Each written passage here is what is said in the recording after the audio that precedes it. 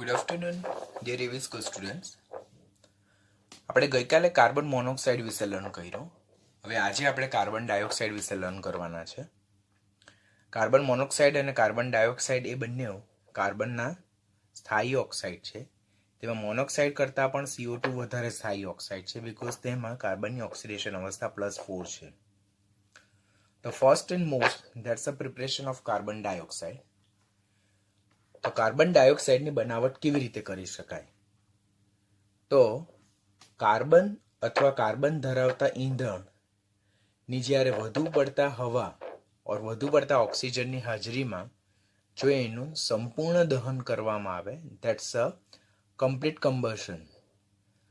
તો જ્યારે કાર્બન અથવા કાર્બન ધરાવતા ઈંધણની વધુ પડતી હવા ઓર એક્સેસ ઓફ ઓક્સિજનની હાજરીમાં જો સંપૂર્ણ દહન કરવામાં આવે તો કાર્બન ડાયોક્સાઇડ બને છે. આપણે કાર્બન મોનોક્સાઇડ વિશે લર્ન કરેલું. તો કાર્બન મોનોક્સાઇડ જે છે તો તેમાં કાર્બન મોનોક્સાઇડમાં આપણે કાર્બનનું દહન ઓક્સિજનની હાજરીમાં જ કરેલું, પરંતુ તેમાં ઓક્સિજનનો જે સપ્લાય જે છે તો તે મર્યાદિત હતો. In limited supply of oxygen carbon when burn it will produce carbon monoxide. એટલે મર્યાદિત ઓક્સિજનના જથ્થામાં જ્યારે કાર્બન ઓર કાર્બનયુક્ત ઈંધણનું દહન કરવામાં આવે તો કાર્બન મોનોક્સાઇડ પ્રોડ્યુસ થાય. પરંતુ પૂરતા પ્રમાણમાં ઓર વધુ પડતા પ્રમાણમાં ઓક્સિજનની હાજરીમાં જો દહન કરવામાં આવે તો કાર્બન મોનોક્સાઇડની જગ્યાએ શું પ્રોડ્યુસ થશે? કાર્બન ડાયોક્સાઇડ પ્રોડ્યુસ થશે. Like a carbon plus oxygen upon heating will produce carbon dioxide gas. જ્યારે કાર્બન મોનોક્સાઇડમાં 2 કાર્બન દીઠ 1 ઓક્સિજન અણુ હતો અને ત્યારે કાર્બન મોનોક્સાઇડના 2 અણુ પ્રોડ્યુસ થતા હતા. મિથેન અને પેન્ટેન જેવા હાઇડ્રોકાર્બન્સ કે જે કાર્બન ધરાવે છે તેનું ઓક્સિજનની હાજરીમાં જ્યારે એટલે કે ધેટ મીન્સ વધુ પડતા ઓક્સિજનની હાજરીમાં જ્યારે દહન કરવામાં આવે તો કાર્બન ડાયોક્સાઇડ પ્રોડ્યુસ થાય છે અને H2O પ્રોડ્યુસ થાય છે. પ્રયોગશાળાની બનાવટ લેબ પ્રિપરેશન જો જોઈએ તો લાઇમસ્ટોન જેને કેલ્શિયમ કાર્બોનેટ કહેવાય, આપણે એસ વિભાગ જ્યારે જોયું ત્યારે જોયું છે. તો લાઇમસ્ટોનની મંદ હાઇડ્રોક્લોરિક એસિડ સાથે પ્રક્રિયા કરવામાં આવે તો કેલ્શિયમ ક્લોરાઇડ, કાર્બન ડાયોક્સાઇડ અને H2O પ્રોડ્યુસ થાય. માટે પ્રયોગશાળામાં કાર્બન ડાયોક્સાઇડ કેવી રીતે પ્રોડ્યુસ થાય? તો લાઇમસ્ટોન એટલે કેલ્શિયમ કાર્બોનેટની મંદ HCl સાથેની પ્રક્રિયાથી. હવે જ્યારે કાર્બન ડાયોક્સાઇડની બનાવટના બેઝ પર MCQ જનરેટ થાય તો they may ask you industrial preparation, they may ask you lab preparation કે નીચેનામાંથી કાર્બન ડાયોક્સાઇડની કઈ પ્રાયોગિક બનાવટ છે, કઈ ઔદ્યોગિક બનાવટ છે. તો at the same times you should not confuse at all. એટલે હંમેશા જ્યારે પણ બનાવટ જોઉં તો સામાન્ય બનાવટ, લેબ પ્રિપરેશન, ઇન્ડસ્ટ્રીયલ પ્રિપરેશન, કઈ મેથડથી વિપુલ પ્રમાણમાં નીપજ પ્રોડ્યુસ થાય તો એ બધા પોઈન્ટને ધ્યાનથી લર્ન કરવાનું. એટલે લર્ન કરતી વખતે એ પોઈન્ટને ખૂબ જ બારીકાઈથી તમારે જોતા જવાનું. તો પ્રયોગશાળામાં લાઇમસ્ટોનની મંદ HCl સાથે પ્રક્રિયા થતાં કાર્બન ડાયોક્સાઇડ પ્રોડ્યુસ થાય. એવી જ રીતે ખાવાનો સોડા જેને બેકિંગ સોડા કહેવામાં આવે, સોડિયમ બાયકાર્બોનેટ જેને સોડિયમ હાઇડ્રોજન કાર્બોનેટ પણ કહેવાય, તેને સોડિયમ એસિડ કાર્બોનેટ પણ કહેવાય, તેની HCl સાથે પ્રક્રિયા થતાં NaCl, CO2 અને H2O જનરેટ થાય. આમ લેબ પોઈન્ટ ઓફ વ્યૂ કેવી રીતે બની શકે? તો કેલ્શિયમ કાર્બોનેટની ઓર સોડિયમ કાર્બોનેટની એટલે કાર્બોનેટ સોડિયમ બાયકાર્બોનેટની જ્યારે HCl સાથે પ્રક્રિયા થાય તો કાર્બન ડાયોક્સાઇડ જનરેટ થાય છે. ઔદ્યોગિક બનાવટ ઇન્ડસ્ટ્રીયલ પ્રિપરેશન તો બાય હીટિંગ લાઇમસ્ટોન. તો કેલ્શિયમ કાર્બોનેટ જે સ્થાયી સંયોજન છે તો તેનું જ્યારે 1270 કેલ્વિન જેટલા ઊંચા તાપમાને વિઘટન કરવામાં આવે તો કેલ્શિયમ ઓક્સાઇડ અને CO2 જનરેટ થાય છે. હવે તમે આ પ્રક્રિયા ઓલરેડી એસ વિભાગમાં જોઈ ગયા છો. આ પ્રક્રિયાનું એક મહત્વ શું છે કે જો ઉત્પન્ન થતો CO2 ને તમે તરત જ રિમૂવ નહીં કરો તો it will again react with CaO and it will reconverted to what? Calcium carbonate. એટલા માટે પ્રક્રિયા દરમિયાન જેમ જેમ CO2 બનતો જાય તેમ તેમ એને પ્રક્રિયા દરમિયાન દૂર કરતા જવાનું, એટલે કલેક્ટ કરતા જવાનું. અહીંયા આપણી એ મેઇન પ્રોડક્ટ છે એટલા માટે તો એને કલેક્ટ કરતા જવાનું જેથી વધુમાં વધુ પ્રક્રિયા પુરોગામી દિશામાં આગળ વધે અને કેલ્શિયમ કાર્બોનેટનું વિઘટન સતત કન્ટિન્યુ ચાલુ રહે અને CO2 આપણને વિપુલ પ્રમાણમાં મળે. તો આ રિએક્શનમાં તમારે યાદ રાખવાનું કે જેમ કેલ્શિયમ કાર્બોનેટનું ઉષ્મીય વિઘટન 1270 કેલ્વિન તાપમાને થાય અને કેલ્શિયમ ઓક્સાઇડ એટલે ક્વિક લાઇમ અને CO2 જનરેટ થાય, તો જેમ જેમ CO2 ઉત્પન્ન થતો જાય તેમ તેમ એને કલેક્ટ કરતા જવાનું, જેથી પ્રક્રિયા પુરોગામી દિશામાં સતત આગળ વધતી રહે ને આનું વધુ ને વધુ ઉષ્મીય વિઘટન થઈને વધુ ને વધુ CO2 જનરેટ થાય. If we are not doing the same thing, એટલે જો આપણે અહીંયા CO2 ને દૂર કરતા નથી તો it will again react with calcium oxide and it will back to what? Calcium carbonate. So that point you should keep in your mind. Second જે છે તો તે ગ્લુકોઝ ઓર ફ્રુક્ટોઝની આથવણ પ્રક્રિયા. ઝાયમેઝ નામનું ઉત્સેચક યાદ રાખવાનું, 12મા ધોરણમાં પણ આ ક્વેશ્ચન પૂછાય છે કે ગ્લુકોઝના આથવણ માટે નીચેનામાંથી કયો ઉત્સેચક વપરાય છે? તો ગ્લુકોઝ ઓર ફ્રુક્ટોઝનું જો આથવણ ઝાયમેઝ ઉત્સેચક ફર્મેન્ટેશન, આથવણ ધેટ મીન્સ ફર્મેન્ટેશન કરવામાં આવે તો આપણને ઇથાઇલ આલ્કોહોલ જેને ઇથેનોલ કહેવામાં આવે ને કાર્બન ડાયોક્સાઇડ પણ છૂટો પડે છે.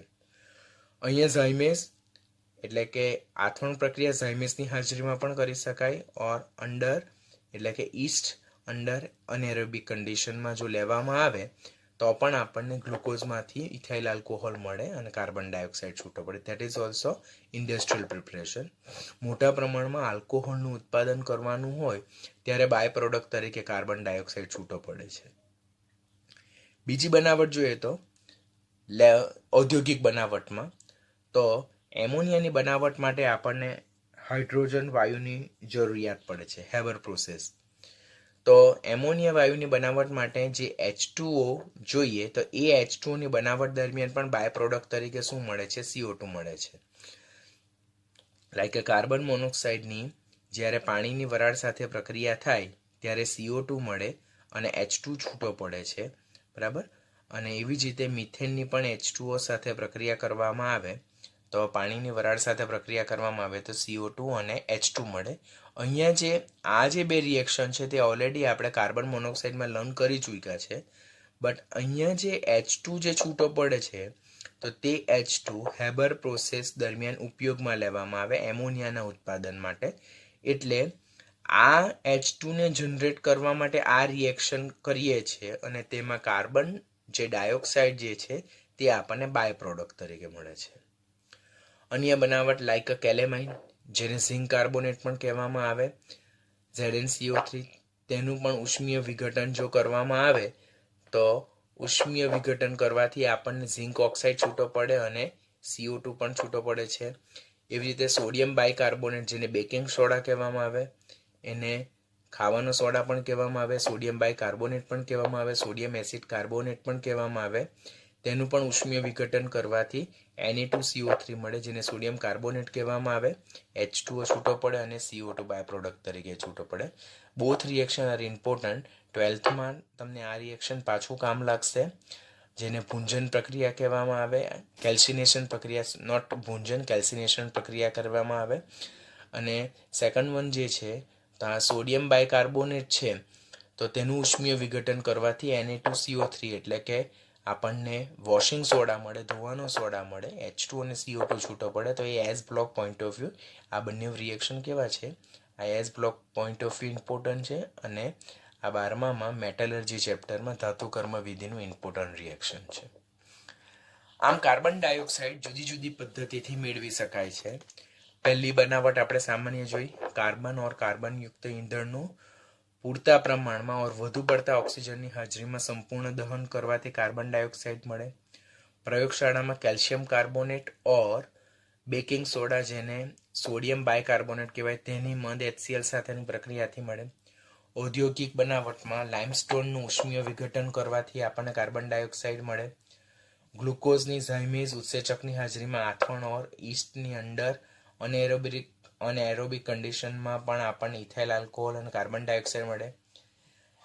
હેબર પદ્ધતિ માટે જરૂરી હાઇડ્રોજન વાયુના ઉત્પાદન દરમિયાન કાર્બન ડાયોક્સાઇડ એક બાય પ્રોડક્ટ તરીકે મળે.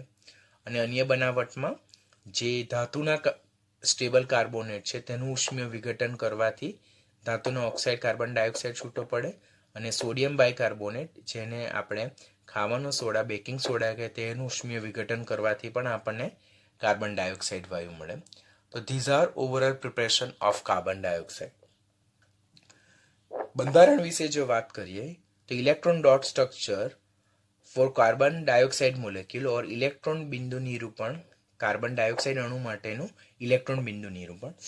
આપણે જોઈએ તો કાર્બન ડાયોક્સાઇડ એટલે CO2 છે, જેમાં એક કાર્બન છે અને 2 ઓક્સિજન છે. હવે અહીંયા કાર્બન સમૂહ 14 નું તત્વ છે, એટલે NH2 ઇલેક્ટ્રોનિક એની કન્ફિગ્યુરેશન છે, એટલે એની પાસે એના પોતાના 4 ઇલેક્ટ્રોન છે. ઓક્સિજન 16મા સમૂહનું તત્વ છે, તો એની પાસે બાહ્યતમ NH2 એટલે એની પાસે બાહ્યતમ કક્ષામાં 6 ઇલેક્ટ્રોન છે. તો ઓક્સિજન પાસે પોતાના 1 2 3 4 5 અને 6 ઇલેક્ટ્રોન. અહીંયા પણ ઓક્સિજન પાસે પોતાના 1 2 3 4 5 6 ઇલેક્ટ્રોન અને કાર્બન પાસે પોતાના 4 ઇલેક્ટ્રોન 1 2 3 અને 4.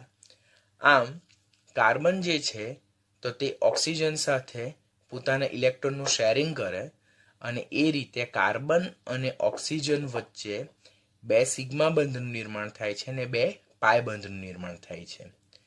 જો બંધારણ જોઈએ આપણને તો આ બંધારણ કેવું જોવા મળે છે, તો એ આપણને રેખીય બંધારણ જોવા મળે છે. It's a linear structure. તો લિનિયર સ્ટ્રક્ચર હોવાથી CO2 જે છે તો તે શૂન્ય દ્વિધ્રુવીય ચાક માત્રા ધરાવતી. It is not having any kind of dipole movement. અને તેનો આકાર કેવો છે? રેખીય આકાર, લિનિયર મોનોમેરિક કોવેલેન્ટ કમ્પાઉન્ડ, એટલે કે રેખીય સહસંયોજક મોનોમેરિક એટલે એકાણ્વીય. જ્યારે પણ કાર્બન ડાયોક્સાઇડનું આપણે સૂત્ર લખીએ તો આપણે ઓલવેઝ CO2 જ લખીએ.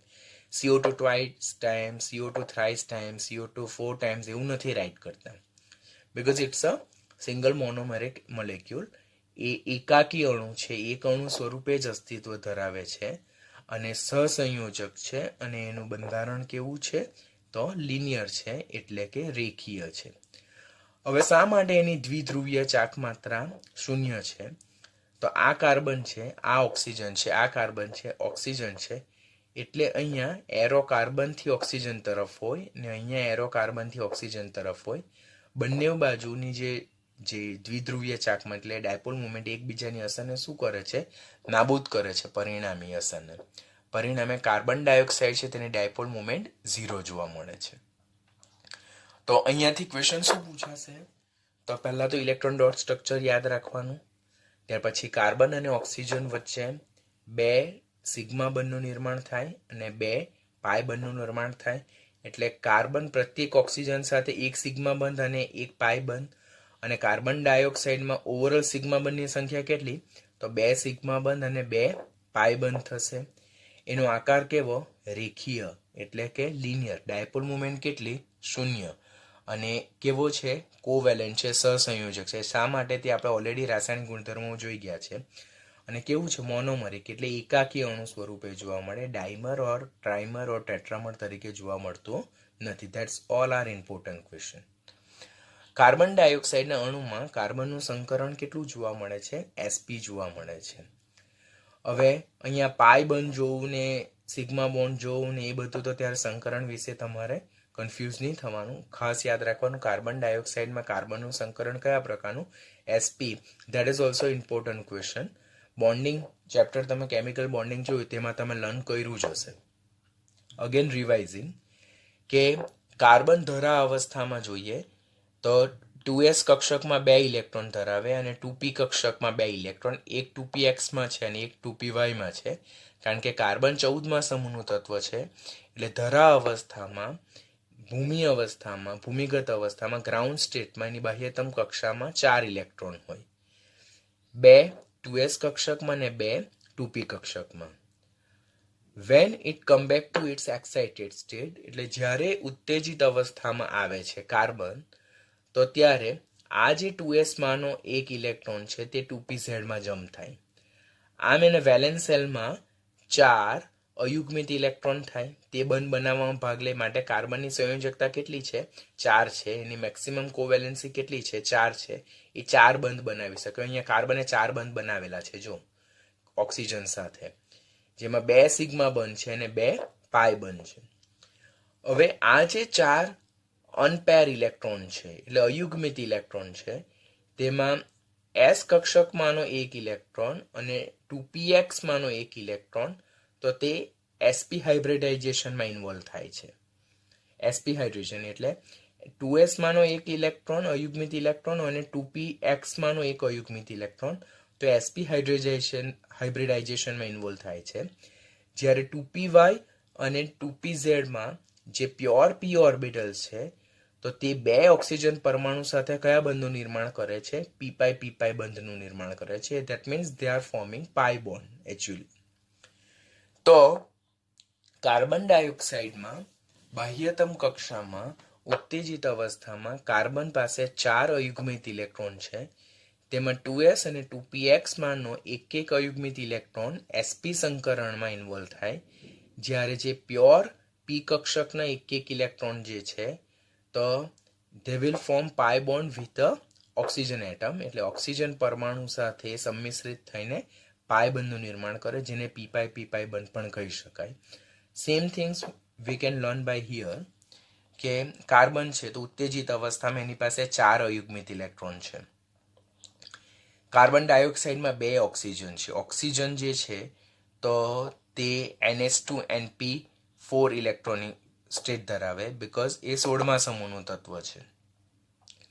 તો કાર્બનનું 2s કક્ષક અને 2px જે છે તેને એક ઇલેક્ટ્રોન એ sp હાઇબ્રિડાઇઝેશનમાં ભાગ લે તો તે કાર્બનના જે ઇલેક્ટ્રોન જે છે આ બંને એટલે કે 2s અને 2px તો તે ઓક્સિજનના જે 2p કક્ષકમાં રહેલા જે ઇલેક્ટ્રોન છે તેની સાથે શું બનાવે છે? સિગ્મા બંધ બનાવે છે. જો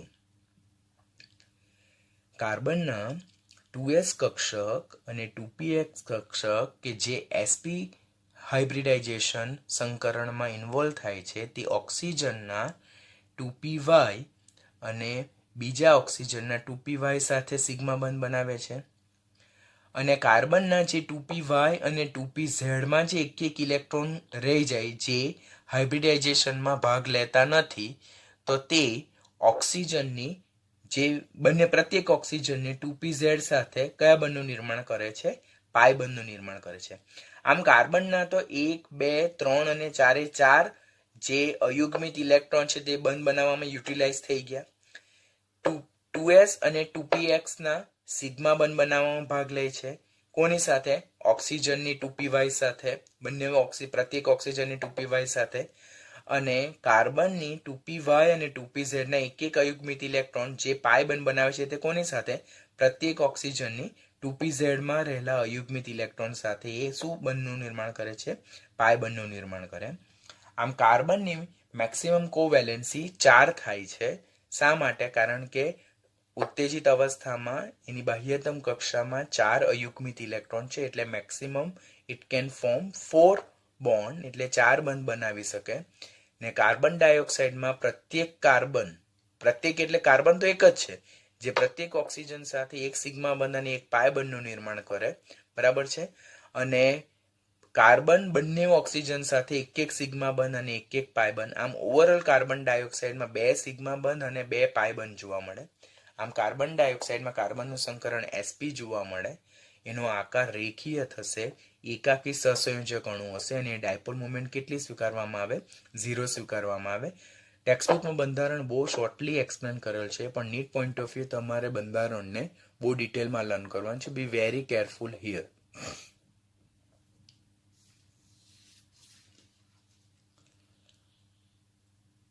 હવે કાર્બન ડાયોક્સાઇડનું જો બંધારણ આપણે જોઈએ તો કાર્બન ડાયોક્સાઇડના બંધારણમાં CO2 ના અણુમાં કાર્બન અને ઓક્સિજનની બંધ લંબાઈ એટલે બંને કાર્બન ઓક્સિજનની બંધ લંબાઈ કેવી છે? સમાન હોવી જોઈએ. અને તેની જે બોન્ડ લેન્થ જે છે તો તે 112 પિકોમીટર હોવી જોઈએ એવું આપણને લાગે બીકોઝ અંદર કાર્બન અને ઓક્સિજન વચ્ચે પાઈ બંધનું નિર્માણ થાય છે. But experimental data suggest that અને પ્રૂવ ધેટ કે કાર્બન જે ડાયોક્સાઇડ છે તેમાં કાર્બન અને ઓક્સિજનની બંધ લંબાઈ કેટલી છે? 122 પિકોમીટર નથી પરંતુ કેટલી છે? 115 પિકોમીટર માલુમ પડે છે. કેરફુલ. આપણે ત્યાં પાઈ બંધ જોઈએ એટલે આપણને એવું લાગે કે કાર્બન ડાયોક્સાઇડમાં કાર્બન અને ઓક્સિજનની બંધ લંબાઈ 122 પિકોમીટર હોવું જોઈએ પરંતુ વાસ્તવમાં એ 122 પિકોમીટર નથી, એનાથી ઓછી છે. તે કેટલી છે? 115 પિકોમીટર જ માલુમ પડે છે. અને 115 પિકોમીટર માલુમ પડે તો તે કોનું જસ્ટિફિકેશન કરે, કોના હોવા માટેના પુરાવા કરે? તો તે દર્શાવે છે કે કાર્બન ડાયોક્સાઇડનું બંધારણ જે આપણે અગાડી જોયું તે પ્રમાણે નહીં, but it should be in form of resonance structure. એટલે કાર્બનનું કયું બંધારણ અસ્તિત્વ ધરાવતું હોવું જોઈએ? સસ્પંદન બંધારણ હોવું જોઈએ, જેનું સસ્પંદન બંધારણ આ રીતે છે, જેમાં પ્રથમ બંધારણમાં ઓક્સિજન જે છે તો તે ઓક્સિજન હેવિંગ નેગેટિવ ચાર્જ ને અહીંયા ઓક્સિજન હેવિંગ પોઝિટિવ ચાર્જ. પહેલા ઓક્સિજન પર જે અબનકારક ઇલેક્ટ્રોન યુગ્મ છે તે અહીંયા કાર્બન અને ઓક્સિજન વચ્ચે શિફ્ટ થશે, અને કાર્બન અને ઓક્સિજન વચ્ચે જે 3 બંધ છે તેમાંનું એક બંધકારક ઇલેક્ટ્રોન યુગ્મ ઓક્સિજન પર અબનકારક ઇલેક્ટ્રોન યુગ્મ તરીકે શિફ્ટ થાય, માટે નવું બંધારણ આવું રચાશે. એમાં પણ પાછું એવું થાય કે આ ઓક્સિજન પર રહેલું જે અબનકારક ઇલેક્ટ્રોન યુગ્મ છે તો તે કાર્બન અને ઓક્સિજન વચ્ચે બંધકારક ઇલેક્ટ્રોન યુગ્મમાં શિફ્ટ થાય, અને આ કાર્બન અને ઓક્સિજન વચ્ચે જે બંધકારક ઇલેક્ટ્રોન યુગ્મ છે તે ઓક્સિજન પર અબનકારક ઇલેક્ટ્રોન યુગ્મ તરીકે શિફ્ટ થાય. માટે અહીંયા ઓક્સિજન પર પ્લસ ચાર્જ આવશે અને ઓક્સિજન પર અહીંયા માઇનસ ચાર્જ આવશે. આમ કાર્બન ડાયોક્સાઇડનું રેઝોનન્સ સ્ટ્રક્ચર કંઈક આ પ્રકારનું છે, અને આ પ્રકારનું હોવાથી કાર્બન ડાયોક્સાઇડમાં કોઈ એક ઓક્સિજન પોઝિટિવ ચાર્જ હશે અને કોઈ એક ઓક્સિજન નેગેટિવ ચાર્જ હશે, due to excess of electron and due to less electron. અને કોઈક જગ્યાએ જોઈએ તો આપણને બંને જે રેઝોનન્સ સ્ટ્રક્ચર જે છે તો તેમાં કોઈક જગ્યાએ આપણને ટ્રિપલ બોન્ડ હોવાનો નિર્દેશ થાય છે, બરાબર. આમ કાર્બન અને ઓક્સિજન દ્વિબંધ અમુક વખત ત્રિબંધ લાક્ષણિકતા પણ ધરાવે, ધેટ મે બી ટેમ્પરરી, અને એને કારણે એની બંધ લંબાઈ 122 પિકોમીટર ન હોતા એનાથી ઓછી થઈને કેટલી જોવા મળે છે? 115 પિકોમીટર જોવા મળે છે. તો તમારે આ બંધારણ યાદ રાખવાનું ખાસ, રેઝોનન્સ બંધારણ. અને રેઝોનન્સ બંધારણને કારણે કાર્બન ડાયોક્સાઇડમાં કાર્બન અને ઓક્સિજન વચ્ચેની બંધ લંબાઈ 122 પિકોમીટર ન હોતા શું જોવા મળે છે? 115 પિકોમીટર જોવા મળે છે. તો આમ કાર્બન ડાયોક્સાઇડનું બંધારણ જોઈએ તો નાનો ટોપિક લાગે, but there is many more question that can be ask for NEET exam point of view. એનું સંકરણ તો એસપી. કેટલા પાઈ બોન્ડ સિગ્મા બોન્ડ? તો 2 પાઈ બોન્ડ 2 સિગ્મા બોન્ડ. એનો આકાર કેવો? રેખીય એકાકી સહસંયોજક અણુ છે. ડાયપોલ મુવમેન્ટ કેટલી? 0 જોવા મળે. બંધ લંબાઈ કેટલી? 122 પિકોમીટર નહીં, પરંતુ 115 પિકોમીટર. શા માટે? તો સસ્પંદન બંધારણને કારણે. નીચેનામાંથી કાર્બનનું કયું સસ્પંદન બંધારણ સાચું, કયું ખોટું? તો એક જે ઓક્સિજન છે તો પોઝિટિવ ચાર્જ હશે, લેક ઓફ ઇલેક્ટ્રોન. એક ઓક્સિજન નેગેટિવ ચાર્જ હશે and that is having high number of electron. તે રેઝોનન્સ બંધારણ યાદ રાખવાનું થશે. તો આની સાથે કાર્બનનું બંધારણ ઓવર થાય. હવે કાર્બન ડાયોક્સાઇડના જો રાસાયણિક ગુણધર્મો જોઈએ, પ્રોપર્ટીઝ. પહેલા તો એ રંગહીન અને વાસહીન વાયુ છે અને હવા કરતાં 1.5 ગણો ભારે છે.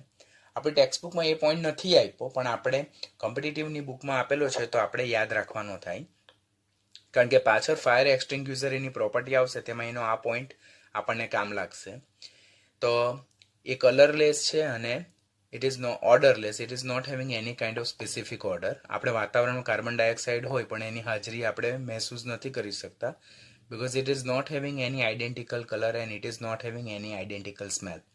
માટે રંગહીન અને વાસહીન વાયુ છે, હવા કરતાં 1.5 times more heavier, 1.5 ગણો ભારે છે. કાર્બન મોનોક્સાઇડ ઝેરી છે. આપણે ખબર છે કે કાર્બોક્સી હિમોગ્લોબિન સંકીર્ણ બને, જે કાર્બોક્સી ઓક્સી હિમોગ્લોબિન સંકીર્ણ કરતાં 300 ગણો વધુ સ્થાયી છે. માટે એક વખત એ કાર્બોક્સી હિમોગ્લોબિન સંકીર્ણ બને તો ઇઝીલી બ્રેક નહીં થાય, માટે ઓક્સિજન ની વહન કરવાની ક્ષમતા ઘટી જાય હિમોગ્લોબિનની, પરિણામે માણસનું મૃત્યુ નીપજે. પરંતુ કાર્બન ડાયોક્સાઇડ ઝેરી નથી, પણ જો એ વિશેષ પ્રમાણમાં શરીરમાં દાખલ થાય તો શરીરમાં ઓક્સિજનની જો ઉણપ વર્તાય તો માણસનું મૃત્યુ નિશ્ચિત થઈ શકે છે. આમ કાર્બન મોનોક્સાઇડ તો it's a highly poisonous in nature, but carbon dioxide is not poison is nature. But એનું જો વધારે પ્રમાણમાં જથ્થો શરીરમાં દાખલ થાય તો ઓક્સિજનની ઉણપને કારણે માણસનું ડેથ થઈ શકે છે. એ દહનશીલ કે દહન પોષક નથી. It is not combustible gas, not supporter of combustion. આપણે જ્યારે A to Z સોલ્વ કરશું ત્યારે અંદર એવી લાઈન મેન્શન કરેલી હશે MCQમાં. પરંતુ તેની હાજરીમાં ફ્યુ એક્ટિવ મેટલ્સ એટલે સક્રિય ધાતુ જે છે તો તેમની દહન પ્રક્રિયા સતત ને સતત ચાલુ રહી. પોઈન્ટ કંઈક નવો લાગે, યાદ રાખવાનો કે કાર્બન ડાયોક્સાઇડ દહનશીલ કે દહન પોષક નથી, એટલે એ કમ્બસ્ટિબલ બી નથી અને it's not supporter of combustion as well. પરંતુ તેની હાજરીમાં અમુક સક્રિય ધાતુ જે છે તેનું સતત દહન ચાલુ જ રહે, લાઈક મેગ્નેશિયમ છે. તો જો કાર્બન વધુ પડતા કાર્બન ડાયોક્સાઇડનું વાતાવરણ હોય તો એ જે મેગ્નેશિયમ જે છે તો તે એમજીઓમાં કન્વર્ટ થાય અને carbon dioxide is reduce to carbon. એ રીતે સોડિયમ પણ જો કાર્બન ડાયોક્સાઇડ વાળા વાતાવરણમાં મૂકવામાં આવે તો સોડિયમનું રૂપાંતર શેમાં થાય? સોડિયમ મોનોક્સાઇડમાં થાય અને carbon dioxide self reduce to carbon. તો એ પણ એક કાર્બન ડાયોક્સાઇડનો વિશિષ્ટ ગુણધર્મ છે. પાણીમાંથી અલ્પદ્રાવ્ય છે, પરંતુ જો અલ્પદ્રાવ્ય છે અને એને કારણે તે જૈવ રાસાયણિક અને ભૂ રાસાયણિક મહત્વ દર્શાવે છે. ક્વેશ્ચન પૂછાય કે કાર્બન ડાયોક્સાઇડ એ જૈવ રાસાયણિક મહત્વ ધરાવે છે, તે નીચેનામાંથી એનો કયો ગુણધર્મ દર્શાવે? તો તેની પાણીમાં અલ્પદ્રાવ્યતા છે. હવે પોઈન્ટ યાદ રાખવાનું કે જો આપણે દબાણ વધારીએ તો CO2 એ પાણીમાં શું થાય છે? સુદ્રાવ્ય થાય, એટલે એની દ્રાવ્યતા વધારી શકાય. કે તેનું વેલ-નોન ઉદાહરણ શું છે? Soda water. આપણે જે કોલ્ડ ડ્રિંક્સ પીએ તે, તો કોલ્ડ ડ્રિંક્સની બોટલમાં CO2 ને ઊંચા દબાણે રાખવામાં આવે, એટલે જેવું આપણે લીડ ઓપન કરીએ તો તરત આપણે સોડા પી ગઈએ તો એ પાવરફુલ લાગે. પણ જેવું તમે એને થોડા સમય 10, 15, 20 મિનિટ માટે ઓપન રાખો તો અંદરનો બધો CO2 બોટલમાંથી બહાર નીકળી ગયેલો હોય, તો હવે સોડા પીવાની આપણને ગમતી નથી, because it is not having any kind of dissolve carbon dioxide. તો ક્વેશ્ચન પૂછાય કે કાર્બન ડાયોક્સાઇડને પાણીમાં દ્રાવ્યતા વિશેનું તમારું શું મંતવ્ય? તો એ પાણીમાં અલ્પદ્રાવ્ય છે, ઇટ ઇઝ લીસ્ટ સોલ્યુબલ. પણ દ્રાવ્યતાને દબાણ સાથેનો શું સંબંધ? તો એ વાયુની પ્રવાહીમાં દ્રાવ્યતા એ દબાણના સમપ્રમાણમાં છે. એ આપણે 12મા ધોરણમાં દ્રાવણ ચેપ્ટર આવશે, તેમાં વધારે ડિટેલમાં શીખવાના છે. જસ્ટ અત્યારે પોઈન્ટ યાદ રાખવાનો કે જો દબાણ વધારવામાં આવે તો એની પાણીમાં દ્રાવ્યતા વધારી શકાય છે. તે પાણી સાથે પ્રક્રિયા કરે અને કાર્બોનિક એસિડ બનાવે છે, અને એ કાર્બોનિક એસિડ જે છે તો વીક ડાયબેઝિક એસિડ છે, અને તે 2 તબક્કામાં વિયોજન દર્શાવે, એટલે કે ડિસોસિએશન દર્શાવે છે. તો અહીંયાથી કયો ક્વેશ્ચન પૂછાઈ શકે કે કાર્બન ડાયોક્સાઇડ જ્યારે પાણીમાં ડિઝોલ્વ થાય તો નીચેનામાંથી કયો એસિડનો જનરેશન થાય? તો ધેટ ઇઝ H2CO3, જેને કાર્બોનિક એસિડ કહેવાય. કાર્બોનિક એસિડ કેવો છે? Weak dibasic acid. It's a protonic acid, એટલે કે એનો પ્રોટોન આપે છે. કેટલા પ્રોટોન આપે? તો 2 પ્રોટોન આપે છે. But it's a weak acid, એટલે એ મંદ એસિડ છે. એનું વિયોજન 2 તબક્કામાં થાય.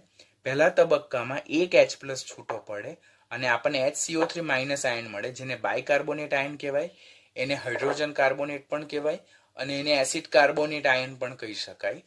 તો આ એક, એટલે આ સમીકરણ પરથી આપણે it's a reversible process. See એટલે સેમ રિએક્શન પાછું મૂળભૂત સ્થિતિમાં જતું રહે, એટલે અહીંયા H+ આપણને મળે તો તે બહુ ઓછી માત્રામાં મળે, એટલે H2CO3 કાર્બોનિક એસિડને આપણે weak acid, because it is not completely dissociate to H+ ion.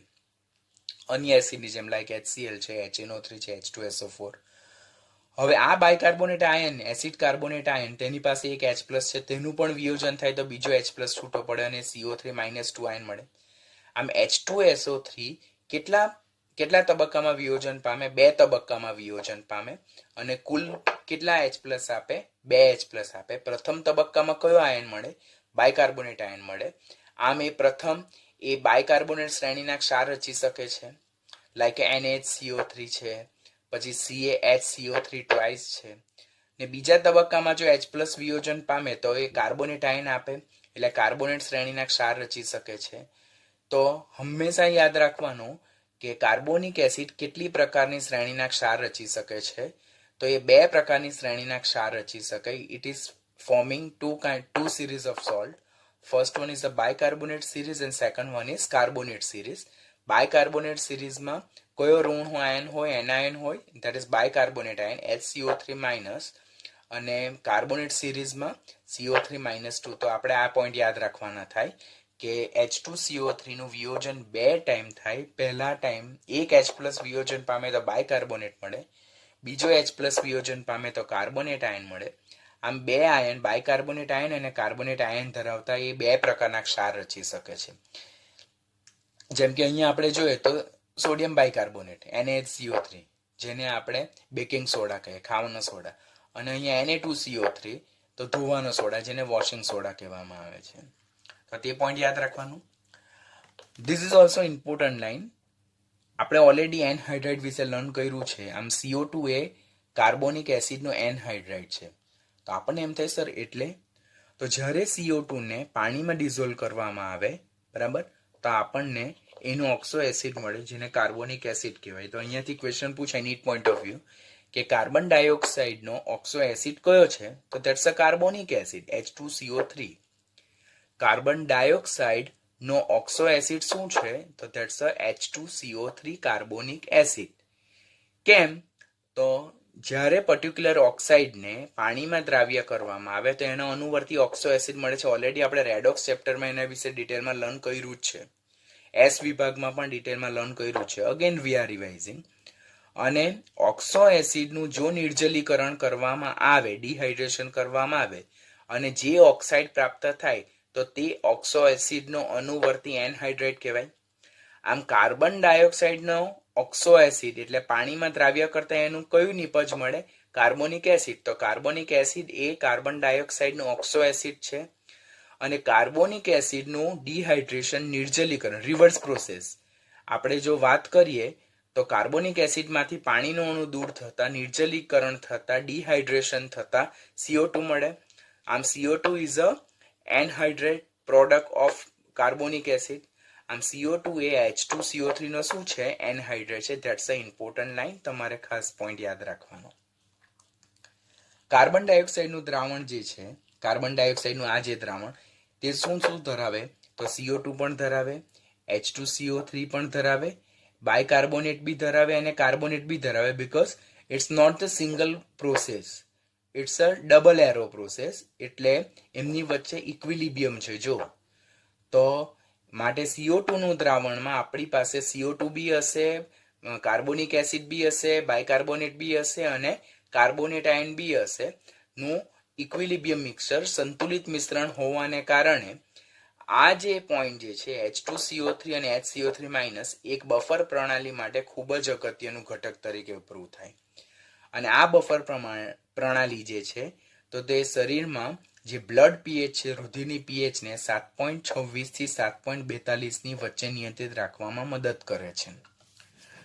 તો અહીંયાથી ક્વેશ્ચન શું પૂછાય?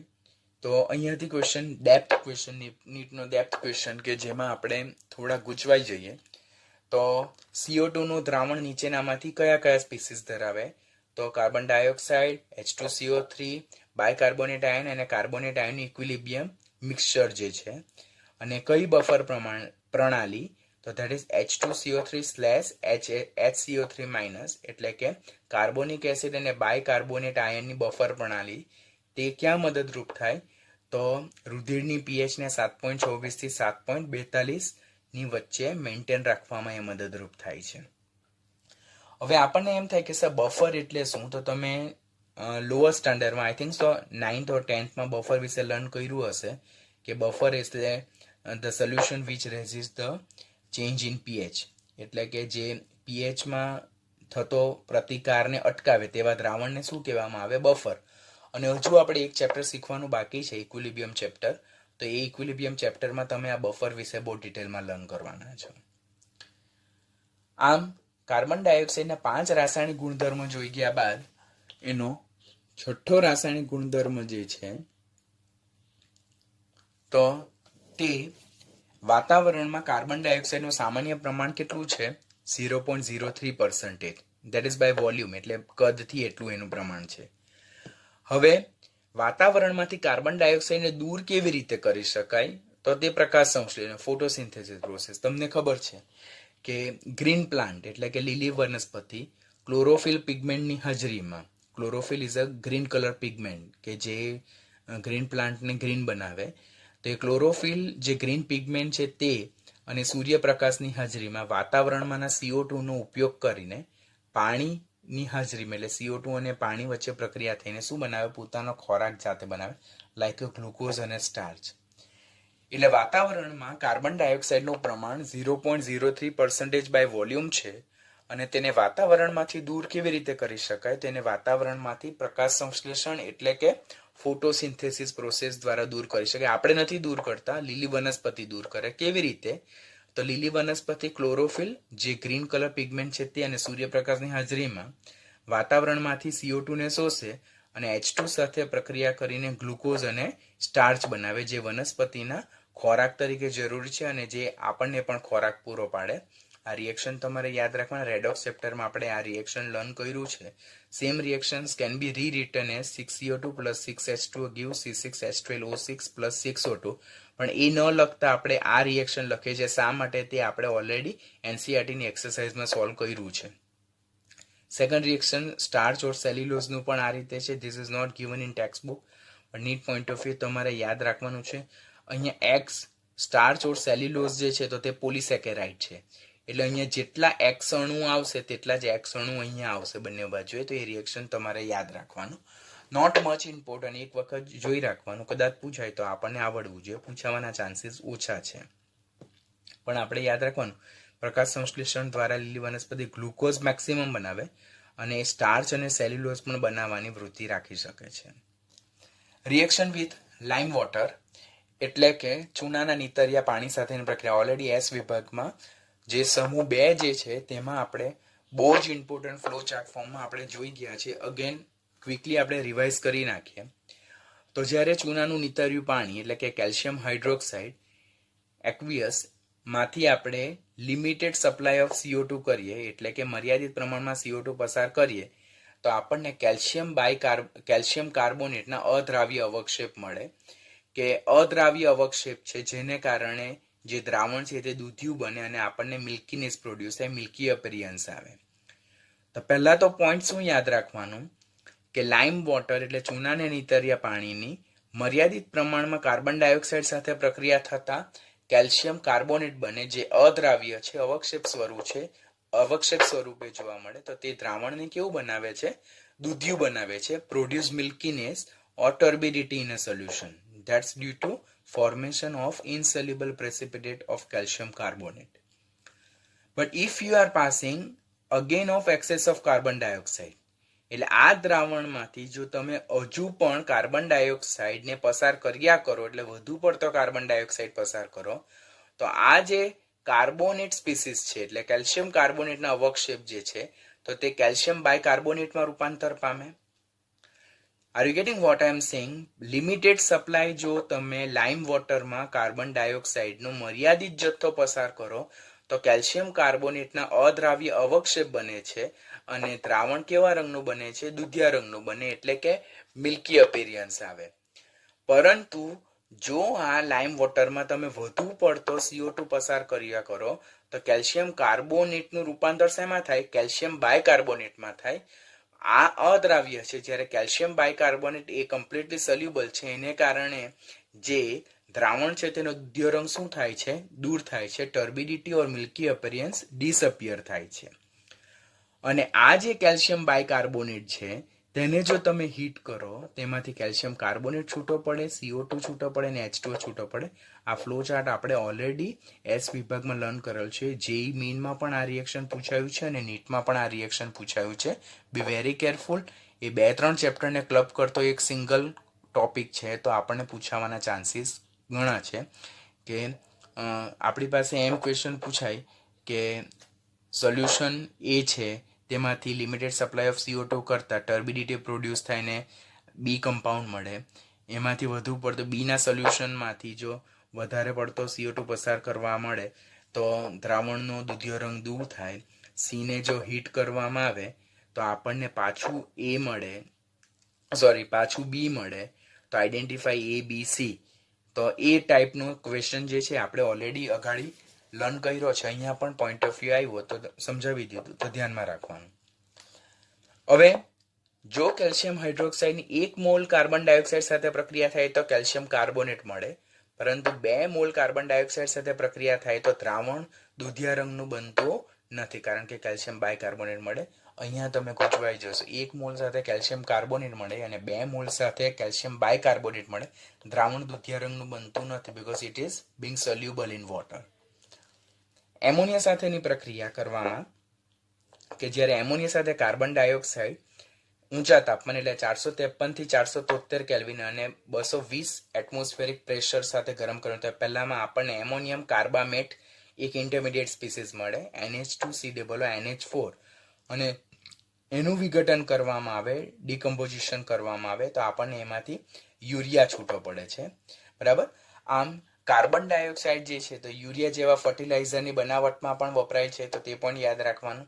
વિપુલ પ્રમાણમાં કાર્બન ડાયોક્સાઇડ, આપણને ખબર છે કે ભારત એ કૃષિ પ્રધાન દેશ છે અને તેમાં ખેતી માટે યુરિયા ફર્ટિલાઇઝર ખાસ પ્રમાણમાં જોઈએ અને યુરિયાનું પ્રોડક્શન વધારવા માટે આપણને વિપુલ પ્રમાણમાં શું જોઈએ છે? કાર્બન ડાયોક્સાઇડ જોઈએ છે.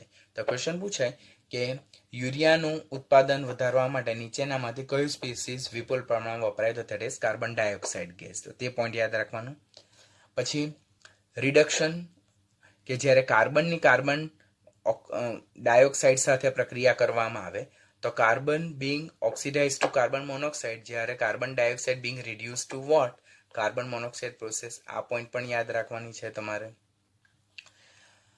આમ રાસાયણિક ગુણધર્મો જોઈએ તો આ રીતે આપણે 9 રાસાયણિક ગુણધર્મો જોઈએ. ત્યાર પછી જે 10મો રાસાયણિક ગુણધર્મ જે છે તો ધેટ ઇઝ સૂકો બરફ, જેને આપણે ડ્રાય આઈસ પણ કહી શકીએ.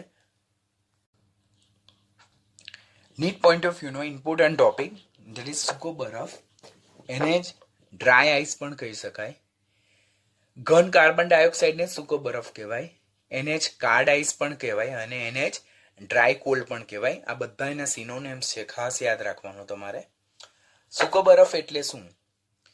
તો પહેલા તો બને કેવી રીતે? What is the preparation, how it is prepare?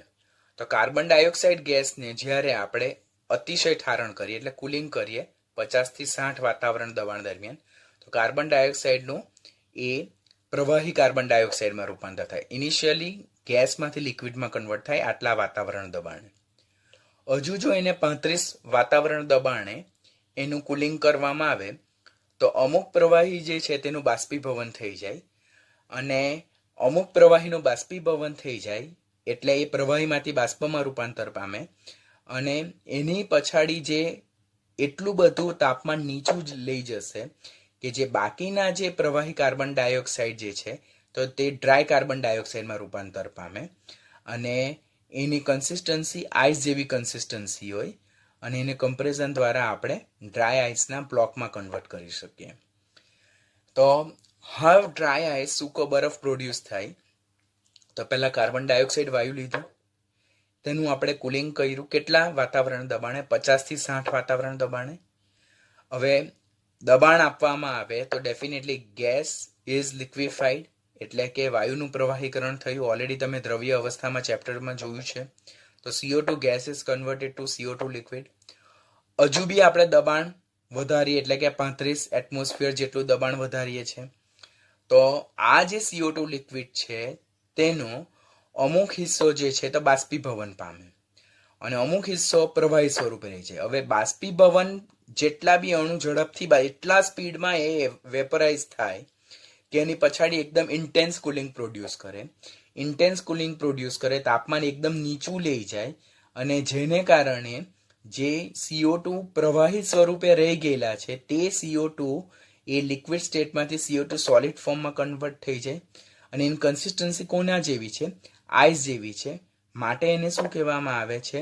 ઘન કાર્બન ડાયોક્સાઇડ, સૂકો બરફ કહેવામાં આવે, જેને કમ્પ્રેશન દ્વારા એના બ્લોકમાં કન્વર્ટ કરવામાં આવે. તો પહેલા પ્રિપરેશન યાદ રાખવાની. Second, why it is called dry ice? એને શા માટે સૂકો બરફ કહેવામાં આવે છે? તો ભીનો બરફ ને સૂકો બરફ એટલે શું? આપણા ઘરે આઈસ ક્યુબ હોય. હવે આઈસ ક્યુબને આપણે હથેળીમાં લઈએ તો આપણી હથેળી ભીની થઈ જાય. પરંતુ જ્યારે ડ્રાય આઈસ એટલે કે સૂકો બરફને જ્યારે આપણે હાથમાં લેવામાં આવે તો the surface Bing dry in state એટલે જે સપાટી પર એને મૂકવામાં આવે તે સપાટી ભીની નથી થતી, માટે એને સૂકો બરફ ઓર ડ્રાય આઈસ કહેવામાં આવે. તો જ્યારે ઘન કાર્બન ડાયોક્સાઇડને એક વાતાવરણ દબાણ એટલે 1 એટમોસ્ફિયરિક કન્ડિશનમાં રાખવામાં આવે ત્યારે ડાયરેક્ટલી ઉધ્વપાતન પામે. તમને ખબર છે ઉધ્વપાતન એટલે direct solid to vapour state, એટલે કે એ ઘન અવસ્થામાંથી કઈ અવસ્થામાં જાય છે? તો ઘન અવસ્થામાંથી એ ડાયરેક્ટ વાયુ અવસ્થામાં રૂપાંતર પામે વિધાઉટ લિક્વિફાઈંગ, એટલે કે પ્રવાહીકરણ પામ્યા વગર. તો એને કારણે કોની જેમ વર્તે કે સામાન્ય બરફની જેમ વર્તી શકતું નથી. What I am going to tell કે જ્યારે આપણે ઘન કાર્બન ડાયોક્સાઇડ લઈએ તેને એક વાતાવરણ દબાણની પરિસ્થિતિ હેઠળ રાખવામાં આવે તો જે કાર્બન ડાયોક્સાઇડ જે છે તો તે પ્રવાહીમાં રૂપાંતર પામ્યા વગર જ it is directly sublime to vapour state, એટલે કે પ્રવાહી પામ્યા વગર એ ઘનમાંથી ડાયરેક્ટ શેમાં જતો રહે? વાયુ અવસ્થામાં જતો રહે. વાયુ અવસ્થામાં જતો રહે એને કારણે તે સામાન્ય બરફની જેમ જે સપાટી પર રાખે તે સપાટીને ભીંજવતો નથી. જ્યારે સામાન્ય બરફ સપાટીને ભીંજવે માટે જે ઘન કાર્બન ડાયોક્સાઇડ છે તેને શું કહેવામાં આવે છે? સૂકો બરફ કહેવામાં આવે. હવે આપણો જે બરફનો ટુકડો હોય તો તેને જ્યારે આપણે હવામાં ખુલ્લો રાખીએ, હવામાં એટલે કે સામાન્ય વાતાવરણની પરિસ્થિતિમાં, તો એ પહેલા પીગળી જાય, પીગળવા માંડે બરાબર. ત્યાર પછી એનું બાષ્પીભવન થાય માટે આપણી સપાટી કેવી થાય? હાથની સપાટી ભીની થઈ જાય. જ્યારે અહીંયા સૂકો બરફ જે છે તો એક વાતાવરણ દબાણ હેઠળ રાખવામાં આવે તો એ પ્રવાહીમાં રૂપાંતર નથી પામતો, પરંતુ ડાયરેક્ટ ઉધ્વપાતન પામીને વાયુ અવસ્થામાં ચાલ્યો જાય. અને એને કારણે જે પ્રવાહી જે સપાટી જે છે જેના પર એને મૂકવામાં આવેલો છે તે સપાટીને ભીંજવતો નથી, માટે ઘન કાર્બન ડાયોક્સાઇડને આપણે શું કહીએ છીએ? સૂકો બરફ કહીએ છીએ. હવે આ જે ડ્રાય આઈસ છે તો તે અમુક બાષ્પશીલ કાર્બનિક દ્રાવક સાથે જ્યારે એનું મિશ્રણ લેવામાં આવે, એ કયા બાષ્પશીલ કાર્બનિક દ્રાવક? લાઈક એસિટોન, ઇથર, આલ્કોહોલ, કે જે ઝડપથી બાષ્પ સ્વરૂપમાં રૂપાંતર પામે અને they are ઓર્ગેનિક સોલ્વન્ટ. તો ડ્રાય આઈસ અને બાષ્પશીલ કાર્બનિક દ્રાવકનું મિશ્રણ જે છે તો તેને જ્યારે ભેગું કરવામાં આવે તો તાપમાન ઘણું નીચું જાય છે અને જેને કારણે એ ઘણા બધા પર્પઝ માટે આપણને ખાસ ઉપયોગમાં આવે. તો this is also one of the important topic for competitive point of view કે સૂકા બરફને બાષ્પશીલ કાર્બનિક દ્રાવક. બાષ્પશીલ કાર્બનિક દ્રાવક એટલે શું? કે જે કાર્બનિક દ્રાવકો ઝડપથી બાષ્પીભવન પામે છે. They are highly volatile liquid, easily volatile, એટલે કે ઇઝીલી વેપરાઇઝ થઈ જાય, વેપર ફોર્મમાં કન્વર્ટ થઈ જાય. તે કયા? લાઈક એસિટોન, ઇથર અને આલ્કોહોલ. એસિટોન એટલે નેલ પોલિશ રિમૂવર. તમે જો એની બોટલને ખુલ્લી રાખો તો within a few minute it will totally evaporate. That's why you have to lid keep down, એટલે કે તમારે એનું ઢાંકણ હંમેશા બંધ રાખવું પડે છે. તો જ્યારે સૂકો બરફ ને એસિટોન, ઇથર, આલ્કોહોલ જેવા બાષ્પશીલ કાર્બનિક દ્રાવક સાથે મિશ્ર કરવામાં આવે તો બનતું મિશ્રણ જે છે તો તે તાપમાન ખૂબ જ નીચું લાવે છે. લાઈક ડ્રાય આઈસ અને એસિટોન છે તો એ 77 -77 ડિગ્રી જેટલું ટેમ્પરેચર લઈ જાય અને ડ્રાય આઈસ અને ઇથરનું મિશ્રણ છે તે -108 ડિગ્રી સેલ્સિયસ જેટલું તાપમાન નીચું લઈ જાય. તો that is extremely cooling condition. અને એને કારણે આ જે ડ્રાય આઈસ છે તેનો ઉપયોગ પ્રયોગશાળામાં કોલ્ડ બાથ બનાવવા માટે થાય, ત્યાર પછી અન્ય વાયુના પ્રવાહીકરણમાં થાય, પછી ઝડપથી બગડતી ખાદ્ય સામગ્રીને સાચવવા માટે કોલ્ડ સ્ટોરેજમાં પ્રશીતક એટલે રેફ્રિજરન્ટ તરીકે થાય, પછી દાઝેલાની સારવારમાં લોકલ બર્ન ટ્રીટમેન્ટમાં, પછી ચામડી પર જે ઉજરડા પડેલા હોય તો તેની માટેની જે સર્જરી હોય જેને શું કહેવામાં આવે? સોર્સ એટલે કે જે આપણી ચામડી જે છે તેના પર ઉજરડા પડેલા હોય એટલે તેની સારવાર માટે ખાસ વપરાય. આઈસ્ક્રીમની બનાવટમાં એનો ખાસ ઉપયોગ થાય. કૃત્રિમ વર્ષા આર્ટિફિશિયલ રેઇન કે વાદળો પર આ જે ડ્રાય આઈસ છે તો તેના સ્મોલ પાર્ટિકલને સ્પ્રિંકલ કરવાના, સ્પ્રે કરવાના, તો એનાથી આર્ટિફિશિયલ રેઇન થાય. અને ફિલ્મ ઇન્ડસ્ટ્રીમાં કૃત્રિમ ધુમ્મસ અને વાદળોની બનાવટમાં પણ આ ડ્રાય આઈસનો ઉપયોગ થાય છે. તો ધેટ મીન્સ જે પોઈન્ટ નંબર 10 જે છે તો કાર્બન ડાયોક્સાઇડનો રાસાયણિક ગુણધર્મ જે એનો યુઝીસ પણ છે. તો તેમાં તો સૂકો બરફ બને કેવી રીતે, એને શા માટે સૂકો બરફ કહેવામાં આવે અને એના કયા કયા ઉપયોગો છે, આ મિશ્રણ છે કોની સાથે મિશ્રણ થઈને તાપમાન કેવું લઈ જાય, તો that's all are important topic. તો તે તમારે ખાસ ધ્યાનથી લર્ન કરવાનું થાય. અને લાસ્ટમાં જે છે તો તે CO2 ના ઉપયોગો. તો પહેલા તો અગ્નિશામક તરીકે, ફાયર એક્સટિંગ્યુશર તરીકે આગ હોલવવામાં. તમને ખબર જ છે ઓલરેડી તમે 11થમાં ચેપ્ટર નંબર 1માં તમે જોયું છે કે કાર્બન એ દહનશીલ છે, ઓક્સિજન એ દહન પોષક છે, જ્યારે એમાંથી ઉત્પન્ન થતો કાર્બન ડાયોક્સાઇડ એ દહનશીલ કે દહન પોષક નથી પરંતુ દહન શામક છે, એટલે કે અગ્નિશામક તરીકે ફાયર એક્સટિંગ્યુઝર તરીકે ઉપયોગ થાય. કે જેમ કે અહીંયા જોઈએ ફાયર એક્સટિંગ્યુઝરમાં 2 કમ્પોનન્ટ ખાસ વપરાય. પહેલું ડ્રાય પાવડર એક્સટિંગ્યુઝર કે સોડિયમ બાયકાર્બોનેટ છે, તેમાં શું બોટલમાં સોડિયમ બાયકાર્બોનેટ રાખવામાં આવે, તેનું જ્યારે વિઘટન કરવામાં આવે ત્યારે એમાંથી Na2CO3 અને CO2 છૂટો પડે. આ CO2 જે છે તો તે આગ હોલવવા માટે ખાસ ઉપયોગમાં આવે. પછી બેકિંગ સોડા અને સલ્ફ્યુરિક એસિડ ટાઈપ કે જ્યારે બોટલમાં રાખેલો સોડિયમ બાયકાર્બોનેટ એ H2SO4 ના કોન્ટેક્ટમાં આવે તો ત્યારે સોડિયમ સલ્ફેટ અને CO2 છૂટો પડે. આ CO2 જે છૂટો પડે તે આગ હોલવવામાં કામ લાગે. તો તમારે આ બંને મિશ્રણ યાદ રાખવાના.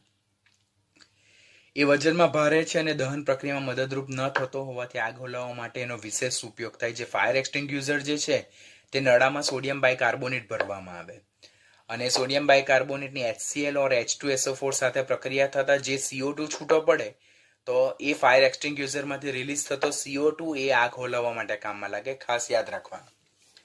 પછી કાર્બોનેટ યુક્ત સોફ્ટ ડ્રિંક ઠંડા પીણાની બનાવટમાં આપણે જે થમ્સઅપ, પેપ્સી, સોડા, વોટર જે પીએ છે તો એમાં કોણ છે CO2 ને ઊંચા દબાણે ભરેલો હોય કે જે સોફ્ટ ડ્રિંક છે તેને પાવરફુલ ડ્રિંક બનાવે. પછી ધોવાના સોડાની બનાવટમાં સોલ્વે એમોનિયા પ્રોસેસ ઓલરેડી એસ વિભાગમાં લર્ન કરી ચૂક્યા છે કે એમોનિયાના સંતૃપ્ત દ્રાવણમાં CO2 વાયુ પસાર કરવાથી આપણે ધોવાનો સોડા, ખાવાનો સોડા મેળવી શકીએ છીએ. પછી સુગર ઇન્ડસ્ટ્રીમાં શર્કરાના શુદ્ધિકરણ માટે અંદરથી જે કલરિંગ મેટર છે તેને દૂર કરવા માટે એનો ઉપયોગ થાય. પછી યુરિયા જેવા ખાતરના ઉત્પાદનમાં આપણે રાસાયણિક ગુણધર્મ જોઈ ગયા આપણે અત્યારે. પછી ઓલરેડી કાર્બન મોનોક્સાઇડમાં જો એન્ટીડોટ ફોર કાર્બન મોનોક્સાઇડ પોઝનિંગ એટલે જ્યારે કોઈ દર્દીના શરીરમાં વધારે કાર્બન મોનોક્સાઇડ થઈ ગયો અને એની ઝેરી અસરમાંથી એને બચાવવો હોય તો એને આર્ટિફિશિયલ રિસ્પાયરેશન આપવું પડે. અને આર્ટિફિશિયલ રિસ્પાયરેશનમાં કયું મિશ્રણ કામ લાગે? કાર્બોજન મિશ્રણ કામ લાગે, જે 95% ઓક્સિજન અને 5% કાર્બન ડાયોક્સાઇડ ધરાવે છે. તો તે પોઈન્ટ યાદ રાખવાનું. આર્ટિફિશિયલ રિસ્પાયરેશન, કાર્બોજન જે એન્ટીડોટ ફોર કાર્બન મોનોક્સાઇડ એટલે કાર્બન મોનોક્સાઇડની ઝેરી અસરમાંથી આપણને બચાવે છે. અને સુપર ક્રિટિકલ CO2 એ સુપર ક્રિટિકલ CO2 એ કાર્બનિક સંયોજનોને તેમના કુદરતી પ્રાપ્તિ સ્થાનમાંથી નિષ્કર્ષણ કરવા માટે એટલે કે કોફી બીન્સમાંથી કેફીનનું એક્સટ્રેક્શન કરવા માટે અને ફ્લાવર્સમાંથી પરફ્યુમનું એક્સટ્રેક્શન કરવા માટે સુપર ક્રિટિકલ કાર્બન ડાયોક્સાઇડનો પણ ખાસ ઉપયોગ થાય છે. આમ these are the many more ઉપયોગ that we are doing in our routine life કે આપણા જ રોજિંદા જીવનમાં આ બધા ઉપયોગો આપણે વારંવાર કરતા છે. તો તે તમારે ખાસ યાદ રાખવાના. આની સાથે કાર્બન ડાયોક્સાઇડ આપણું શું થાય છે? ઓવર થાય છે.